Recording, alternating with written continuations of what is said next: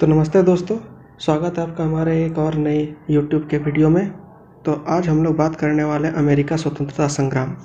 अभी हम लोग का सीरीज चल रहा है। पार्ट 1 के सभी क्वेश्चन हम लोग एक एक करके हल किए जा रहे हैं। पार्ट 1 में जितने भी क्वेश्चन हम लोग के लिए इम्पोर्टेंट है सबको हम लोग हल कर रहे हैं। इससे पहले हमारे दो वीडियो आ चुका है जिसमें कि है 1688 का गोरखपुर क्रांति और एक है औद्योगिक क्रांति। दो वीडियो पहले ही आ चुका है। तो जिसने भी नहीं देखा वो पहले वो दोनों वीडियो देख लीजिए। आपको डिस्क्रिप्शन में दोनों का लिंक मैं दे दूंगा, वहाँ से आप लोग देख सकते हैं। तो आज जैसा कि पहले पिछले वीडियो में बताया था कि आज अमेरिका का स्वतंत्रता संग्राम हम लोग करने वाले हैं। तो आज हम लोग अमेरिका का स्वतंत्रता संग्राम के बारे में पढ़ेंगे कि अमेरिका का स्वतंत्रता संग्राम में ब्रिटेन की हार क्यों हुई। तो अमेरिका के क्रांति होने का कारण क्या है, इसमें फोकस ज़्यादा ना करके ब्रिटेन की हार क्यों हुई इस पर ज़्यादा फोकस करेंगे, क्योंकि ये क्वेश्चन पूछा जाता है कि अमेरिका स्वतंत्रता संग्राम में ब्रिटेन की असफलता का क्या कारण था। तो आज हम लोग वही डिस्कस करने वाले हैं कि क्यों ब्रिटेन इतना मजबूत शक्ति होने के बावजूद भी अमेरिका से वो हार गया। अमेरिका उस समय अस्तित्व में ज़्यादा नहीं आया था और ब्रिटेन तभी एक बहुत बड़ा साम्राज्य था। बहुत सारे औपनिवेशिक उसके विस्तार हो चुके थे, लेकिन फिर भी वो ब्रिटेन को अमेरिका से मुँह की खानी पड़ी। तो ऐसा क्या हो गया, कारण पे हम लोग नेक्स्ट वीडियो में बात करेंगे। अभी हम लोग सिर्फ देखेंगे कि असफलता ब्रिटेन का क्यों हुआ। तो क्वेश्चन है कि अमेरिका स्वतंत्रता संग्राम में ब्रिटेन की असफलता का क्या कारण था, या तो इसको दूसरा तरह से क्वेश्चन बोल सकते हैं कि ब्रिटेन का अमेरिका स्वतंत्रता संग्राम में हार क्यों हुआ। दोनों एक ही बात है। तो हम लोग देखते हैं कि 16वीं सदी में क्या हुआ था। 16वीं सदी के आरंभ में यूरोपीय देशों द्वारा अमेरिका में अपने औपनिवेशिक विस्तार किए जा रहे थे। अमेरिका में औपनिवेशिक विस्तार कर रहा था। कौन कर रहा था? ब्रिटेन भी कर रहा था, स्पेन भी कर रहा था, हॉलैंड भी कर रहा था। सभी लोग प्रयास कर रहे थे कि वहाँ पर अपना औपनिवेशिक विस्तार किया जाना चाहिए। ब्रिटेन, फ्रांस, हॉलैंड, स्पेन भी है इसमें। तो उत्तरी अमेरिका के औपनिवेशिक में महत्वपूर्ण भूमिका निभाई। ठीक है। तो औपनिवेशीकरण की शुरुआत जो है 1588 में हो चुका था। यहाँ पे अमेरिका में 1588 में शुरुआत हो चुका था औपनिवेशीकरण का। ब्रिटेन और स्पेन के मध्य नौसैनिक संघर्ष के पश्चात हुआ। इसमें क्या हुआ था कि स्पेन हार गया था और अमेरिका नहीं, ये ब्रिटेन जीत चुका था। तो इसीलिए ब्रिटेन का उपनिवेश अमेरिका बना। ब्रिटेन ने अमेरिका में उपनिवेशीकरण बस्तियां बसाना शुरू कर दिया। सबसे पहले क्या हुआ, स्पेन और ब्रिटेन में ये होड़ चला कि अमेरिका पर कब्जा कौन करेगा। तो ये दोनों का होड़ में ब्रिटेन जीत गया और ब्रिटेन ही अमेरिका में शक्ति का संचालन करना शुरुआत किया। इसको दूर करने के लिए अमेरिका वासी ने जो युद्ध लड़ा, अमेरिका में क्रांति हुई जिससे कि अमेरिका अपने आप को स्वतंत्र करने का प्रयास किया, जो सफल भी रहा। यही क्रांति को हम लोग अमेरिका का स्वतंत्रता क्रांति कहते हैं, या फिर अमेरिकी स्वतंत्रता संग्राम इसी क्रांति को कहा जाता है। यह क्रांति होने का मुख्य कारण जो है वो हम देखते हैं कि क्या क्या मुख्य कारण था। इसमें हम लोग ज़्यादा गहराई पे नहीं जाएंगे कि क्या क्या मुख्य कारण था, सिर्फ हम लोग ऊपर देख लेते हैं। अगर आपको जानना है कि अमेरिका का स्वतंत्रता संग्राम क्यों हुआ, अमेरिका में युद्ध क्यों हुआ, तो आप हमको कमेंट बॉक्स में बताएं और आपको यह वीडियो अलग से बना दिया जाएगा कि क्या क्या कारण रहा अमेरिका में क्रांति होने का, क्योंकि ये बहुत एक लंबा टॉपिक है। तो एक ही वीडियो में अमेरिका का स्वतंत्रता संग्राम का कारण और ब्रिटेन क्यों हारा एक ही वीडियो में नहीं हो सकता। तो इसीलिए आज हम लोग सिर्फ करने वाले हैं कि ब्रिटेन क्यों हार गया। तो पहला कारण है कि समाज में स्वच्छंद और स्वतंत्र चेतना। इंग्लैंड से सभी लोग बसने आ गए थे, और सभी लोग तो नहीं, अधिकांश लोग बसने आ गए थे, अमेरिका बसने आ गए थे, जिसके कारण कि वहाँ पर थोड़ा रहने बहने में प्रॉब्लम होने लगा। और वहाँ पे जितने भी इंग्लैंड के वासी वहाँ आए हुए थे उन सभी को स्वतंत्रता का अधिकार था, स्वतंत्रता प्राप्त करना चाहते थे वो लोग। दूसरा, ब्रिटेन का दोषपूर्ण शासन व्यवस्था। ब्रिटेन दोषपूर्ण शासन व्यवस्था करता है। ये इंडिया में भी आप अगर पढ़े हैं तो इंडिया में भी दोषपूर्ण शासन व्यवस्था, रेगुलेटिंग एक्ट, चार्टर एक्ट, फलना चिल्ला के माध्यम से बहुत सारा एक्ट बना देते हैं और वो अपने शासन को ज़बरदस्ती लागू करने का प्रयास करते हैं। तो अमेरिका में भी यही हो रहा था। आरंभ में ब्रिटिश सरकार के सीमित हस्तक्षेप, तभी गौरवपूर्ण क्रांति खत्म नहीं हुआ था। मतलब गौरवपूर्ण क्रांति के कारण वो युद्ध लड़ रहे थे, जिसके कारण कि वहाँ पे ब्रिटिश ज़्यादा अमेरिका में हस्तक्षेप नहीं कर रहे थे, लेकिन बाद में बहुत ज़्यादा हस्तक्षेप करने लगे, जिससे कि अमेरिकी वासी क्रोधित हो गए, निराशा में वो लोग रह गए। चौथा कारण सप्तवर्षीय युद्ध। इसी को बोला जाता है कि इसी नींव डाल दिया, अमेरिका क्रांति का नींव डाल दिया सप्तवर्षीय युद्ध। फिर अगला पॉइंट आता है कि औपनिवेशिक का आर्थिक शोषण। अमेरिका औपनिवेशिक का आर्थिक शोषण करता रहा है शुरुआत से ही, और ये हम लोग देखते हैं इंडिया में भी। अगर हम जाएंगे इंडिया में भी अगर देखेंगे तो इंडिया में भी यही हुआ था शुरुआत दौर में। उसके बाद नंबर में आता है ब्रिटिश द्वारा कड़े कानून लगाए गए, जैसे कि नौ संचालन कानून, व्यापारिक कानून, अधिनियम, औद्योगिक नियम।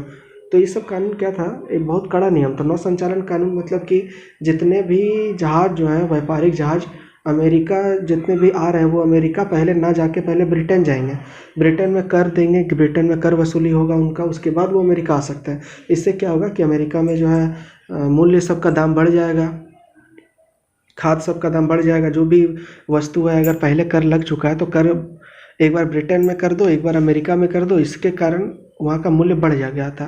व्यापारिक अधिनियम, इस टाइप का बहुत कड़ा कड़ा नियम लागू दिया गया। बौद्धिक चेतना का विकास, सभी लोग समझ गए थे कि अब क्रांति करना आवश्यक है। फिर अगला नंबर पॉइंट, औपनिवेशों के प्रति कठोर नीति। तो पहला नीति आता ग्रेनविले की नीति, दूसरा आता टाउनसेट की नीति। तो इसके बारे में हम लोग विस्तार से चर्चा करेंगे नेक्स्ट वीडियो में, अभी नहीं। अगला नंबर पॉइंट आता है कि अमेरिका क्रांति में तत्कालीन कारण था बोस्टन के टी पार्टी की घटना। ये बहुत बड़ा अमेरिका में घटना घटा था, बोस्टन के टी पार्टी की घटना, जिसके बाद जो है वहाँ पर युद्ध होना जो है संभावी हो गया था। इसके अलावा कोई उपाय नहीं था। बोस्टन का टी पार्टी की घटना 16 दिसंबर 1773 को हुआ था, और इसका नेतृत्व करता था सैमुअल एडम्स। नाम याद रखिएगा, सैमुअल्स एडम्स, एडम्स याद रखिएगा, ठीक है, एडम्स, सैमुअल एडम्स इसके नेतृत्व करता था। इसने क्या किया कि अमेरिका में आए थे जहाज़ से बक्सा भर भर के चाय आया हुआ था, और वो चाय को सबको फेंक दिए थे, नदी में फेंक दिए थे। उनका मानना था कि ये चाय में हम लोग को कर कम करके अन्य चीज़ में कर को बढ़ा दिया जाएगा, इसीलिए ये घटना घटी थी अमेरिका में। तो ऐसी परिस्थिति में अमेरिका में क्रांति होना जो है संभावित हो गया था। ब्रिटिश सरकार द्वारा लगाए गए कड़े कानून औपनिवेशिक के प्रताड़ित करने के विरोध में थॉमस जेफरसन, ये नाम जरूरी है, याद रखिएगा, थॉमस जेफरसन, थॉमस जेफरसन ने अमेरिका स्वतंत्रता संग्राम की घोषणा कर दिया था।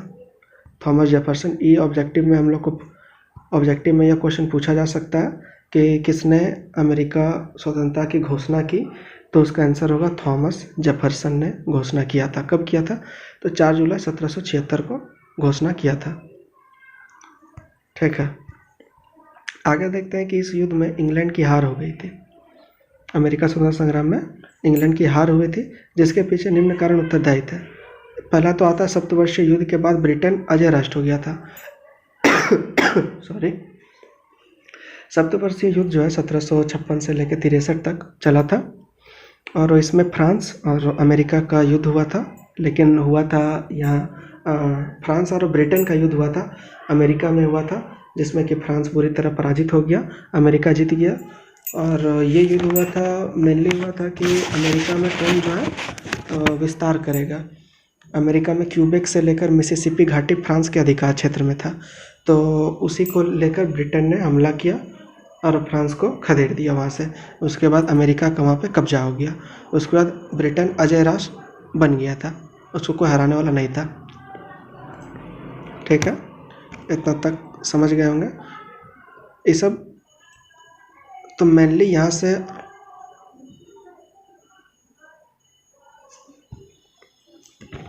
हम लोग देखेंगे कि ब्रिटेन बहुत बड़ा था और अमेरिका छोटा, ठीक है। शक्ति के दृष्टि से ब्रिटेन बड़ा था, अमेरिका उस समय छोटा था। अभी हालांकि अमेरिका का कोई टक्कर में नहीं है, अमेरिका सर्वे सर्वा है अभी, दादाजी जिसको बोल सकते हैं हम लोग। तो ब्रिटेन का हार बहुत आश्चर्यजनक था, क्योंकि क्या हुआ था, अमेरिका का अंग्रेज़ों के सक्षम कोई अस्तित्व नहीं था, समक्ष कोई अस्तित्व नहीं था, या सक्षम नहीं होगा या समक्ष होगा। फिर भी अमेरिका की विजय हुई। कहा जाता है कि अमेरिका के स्वतंत्रता संग्राम के विजय के 3 कारण थे। वो क्या क्या कारण थे? पहला प्रकृति ने उन्हें अमेरिका को सहयोग दिया, दूसरा फ्रांस और तीसरा जॉर्ज वाशिंगटन। 3 कारण प्रमुख थे, प्रकृति, फ्रांस और जॉर्ज वाशिंगटन। तीनों का बहुत महत्वपूर्ण भूमिका रहा है अमेरिका स्वतंत्रता में अमेरिका का विजय के पीछे। तो इसमें बहुत से पॉइंट आते हैं कि अमेरिका क्यों जीत गया, ब्रिटेन क्यों हार गया। तो उसके लिए सबसे पहला पॉइंट आता है विशाल युद्ध क्षेत्र। अमेरिका में बहुत बड़ा विशाल युद्ध क्षेत्र इसके लिए था। अमेरिका का तट इतना अधिक विस्तृत था कि ब्रिटिश नौसेना प्रभावहीन हो गई थी, ठीक है। और इंग्लैंड के यूरोपीय शत्रुओं जैसे फ्रांस, स्पेन और हॉलैंड ने भी अमेरिका का साथ दे दिया, जिससे क्या हुआ कि युद्ध क्षेत्र जो है और ज़्यादा विस्तृत हो गया। ऐसा युद्ध करने में ब्रिटेन को परेशानी हो गया। दूसरा पॉइंट आता है कि युद्ध क्षेत्र का अत्यधिक दूर होना। ब्रिटेन से अमेरिका की दूरी बहुत दूर क्या है, लगभग 3000 मील की दूरी है। तो इतना लंबा दूरी को तय करना ये कोई मामूली बात नहीं है। तो उतना दूरी को तय करना, फिर वहाँ जाकर युद्ध करना, उससे क्या होता है कि सिपाही लोग थक जाते हैं। तो ये भी बड़ा रीज़न रहा। अमेरिकी अपनी भौगोलिक स्थिति से पूर्ण परिचित था, इसलिए युद्ध के दौरान उन्हें किसी प्रकार का कठिनाई नहीं हुआ। जबकि ब्रिटेन को वहाँ जाना पड़ता था, वहाँ समझना पड़ता था, वहाँ की परिस्थिति कैसी है समझना पड़ता था, उसके बाद युद्ध करना पड़ता था।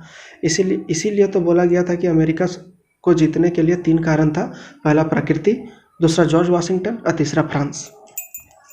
तो प्रकृति तो हम लोग देख चुके हैं कि क्या था। प्रकृति एक तो बहुत बड़ा विशाल क्षेत्र था, दूसरा है कि युद्ध क्षेत्र बहुत दूर था। प्रकृति का ही तो ये हुआ। तीसरा नंबर पॉइंट आता है कि उपनिवेशों के शक्ति का गलत अनुमान। ब्रिटेन जो है अमेरिका को गलत समझा कि उसके पास शक्ति नहीं है, हम लोग कभी भी उसको मार काट सकते हैं, हम लोग अपना विस्तार आराम से कर सकते हैं। लेकिन उनका अनुमान गलत हो गया।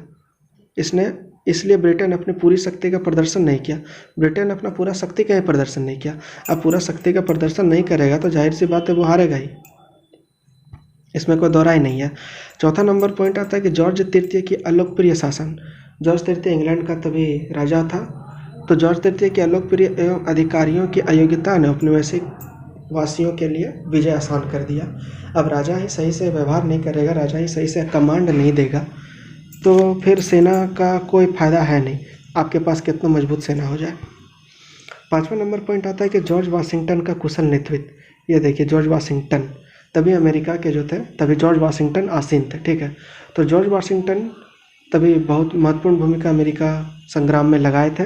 तो अपना गंभीरता, बुद्धिमान, साहस, ये बहुत ही बुद्धिमान व्यक्ति थे। ये अमेरिका का कर्ता धर्ता उस टाइम पे थे।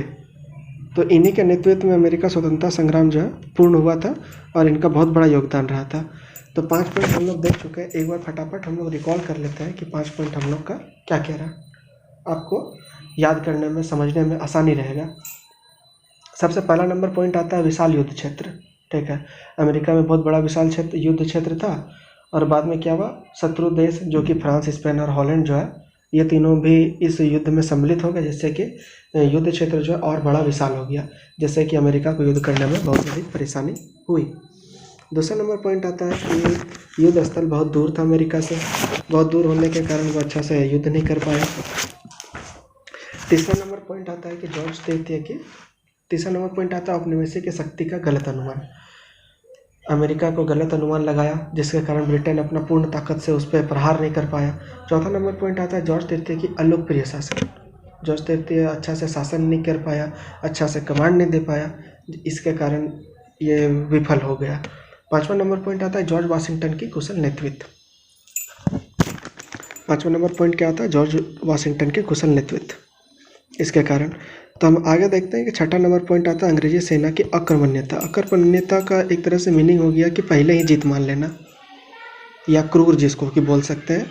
ब्रिटिश सेनानायक और सैनिक की अकर्मण्यता, पहले ही ये लोग जीत मान चुका था, जो कि प्रमुख कारण रह गया पराजय का।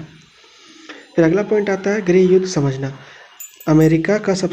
ब्रिटेन का सबसे बड़ा भूल था कि इस युद्ध को उसने गृह युद्ध समझा।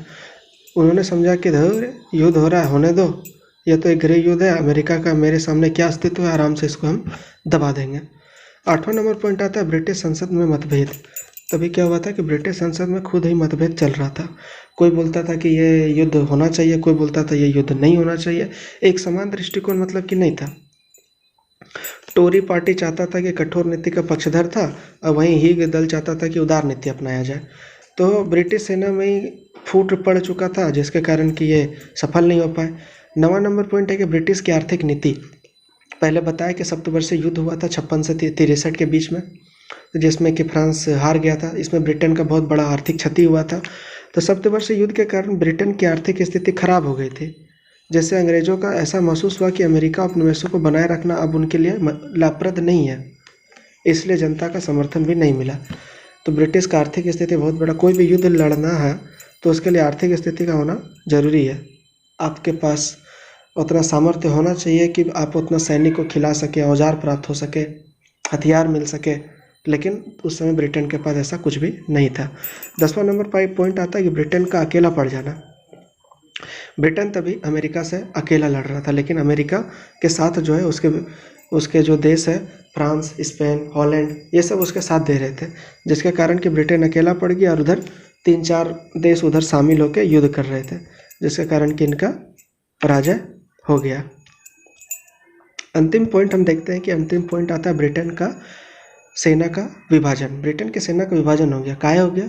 तो आयरलैंड में फ्रांसीसी आक्रमण का खतरा मंडरा रहा था, चूँकि सप्तवर्षीय युद्ध में फ्रांस को पराजय कर चुका था। और आयरलैंड को देखेंगे तो ब्रिटेन के बगल में ही आपको आयरलैंड दिखने को मिलेगा। तो ये फ्रांस कोई भी क्षण आयरलैंड पर आक्रमण कर सकते थे, तो ब्रिटेन को अपना आधा सेना भेजना पड़ा आयरलैंड, कि अगर हम लोग इंग्लैंड से अमेरिका से लड़ते लड़ते अगर फ्रांस अगर हमला कर दिया तो उसके लिए हमारे पास कोई उपाय नहीं बचेगा। तो यही कुछ 10-11 पॉइंट यही है जो कि समझना हमारे लिए इम्पॉर्टेंट है। एक बार समरी करके लास्ट में बता दूंगा कि क्या क्या हुआ है, आपको अच्छे से समझ में आ जाएगा, लास्ट का सुन लीजिएगा। तो निष्कर्ष के तौर पर हम बोल सकते हैं, निष्कर्ष लिखना ज़रूरी है एग्ज़ाम में, ठीक है। निष्कर्ष से पता चलता है कि टीचर को पता चल जाता है कि नहीं इसको अच्छा नॉलेज है, निष्कर्ष लिखने से अच्छा प्रभाव पड़ता है। तो निष्कर्ष के तौर पर लिख सकते हैं कि मानव की प्रगति के संदर्भ में अमेरिका की क्रांति को एक महत्वपूर्ण मोड़ माना जा सकता है, मानव की प्रगति के संदर्भ में।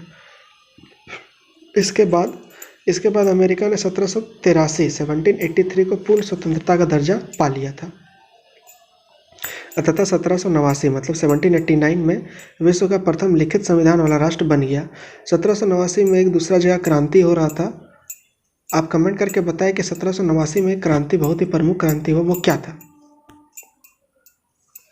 ठीक है। 1789 में विश्व का प्रथम लिखित संविधान वाला राष्ट्र बन गया। इस क्रांति के फलस्वरूप नई दुनिया में न केवल एक नए राष्ट्र का उदय हुआ, न केवल नए राष्ट्र का उदय हुआ जो कि था संयुक्त राज्य अमेरिका, वरन मानव जाति की दृष्टि से एक नया युग का सूत्रपात हुआ।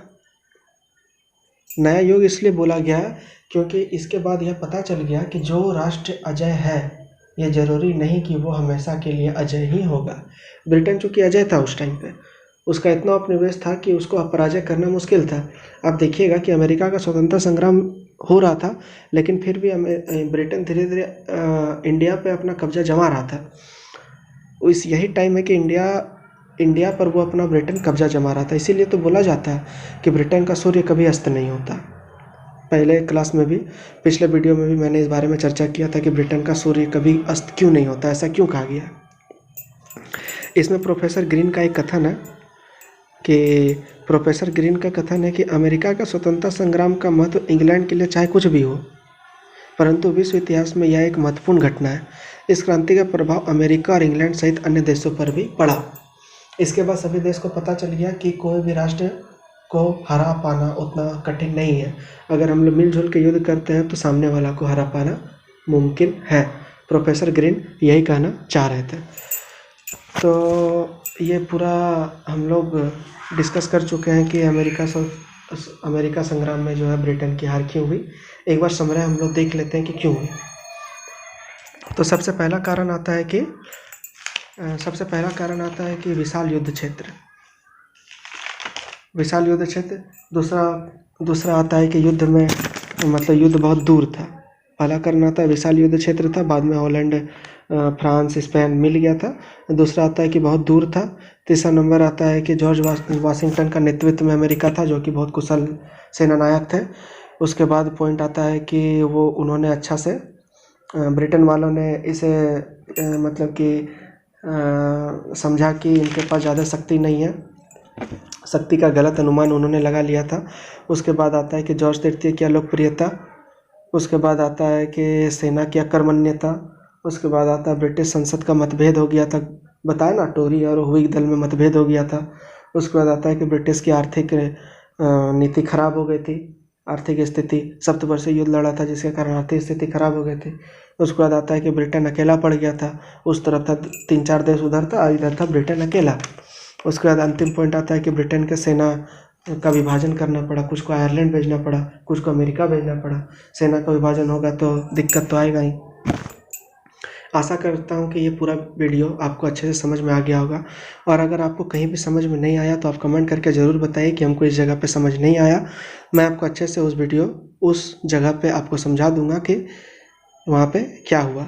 ठीक है, आपको अच्छे से समझ में आ गया होगा, आप अच्छे से लिख सकते हैं। ये पूरा नोट्स जो है आपके लिए तैयार किया गया है, आप इसको अच्छे से समझ के, अच्छे से याद करके आप इसको लिख सकते हैं, अपने लैंग्वेज में लिख सकते हैं, या इसको हूबहू आप उतार भी सकते हैं। अपने लैंग्वेज में लिखिएगा तो ज़्यादा बेटर होगा। इससे पहले हम लोग वैभवपूर्ण क्रांति, गौरवपूर्ण क्रांति और औद्योगिक क्रांति पढ़ चुके हैं, और ये तीसरा क्वेश्चन है, पार्ट 1 का ये तीसरा क्वेश्चन है कि पार्ट टू का तीसरा क्वेश्चन है कि स्वतंत्रता संग्राम में, अमेरिका स्वतंत्रता संग्राम ब्रिटेन की हार क्यों हुई। तो आशा करता हूँ ये पूरा मामला आपको समझ में आ गया होगा। अगर ये वीडियो आपको पसंद आया तो वीडियो को लाइक कीजिए, शेयर कीजिए, सब्सक्राइब कीजिए, और अपने दोस्तों को शेयर ज़रूर कीजिए कि अगर पसंद आया, अगर आप चाहते हैं कि दोस्त भी इस चीज़ को समझे तो आप शेयर ज़रूर कीजिए। अगर वीडियो पसंद नहीं आया तो आप बेफिक्र डिसलाइक कर सकते हैं और कमेंट में बता सकते हैं कि और किस टाइप का कहाँ पे समझ नहीं आया। ठीक है, बस आज के लिए इतना ही। अगले में हम लोग पढ़ेंगे विलियम थर्ड के बारे में। हम लोग नेक्स्ट क्लास में जो विलियम थर्ड के बारे में पढ़ेंगे। विलियम थर्ड भी हम लोग के लिए इम्पोर्टेंट है, विलियम थर्ड को पढ़ना इम्पोर्टेंट है, विलियम थर्ड और मैरी द्वितीय। ठीक है, तो विलियम थर्ड और मैरी द्वितीय के बारे में हम लोग नेक्स्ट क्लास में चर्चा करेंगे। तब तक के लिए आप बने रहिए। जय हिंद।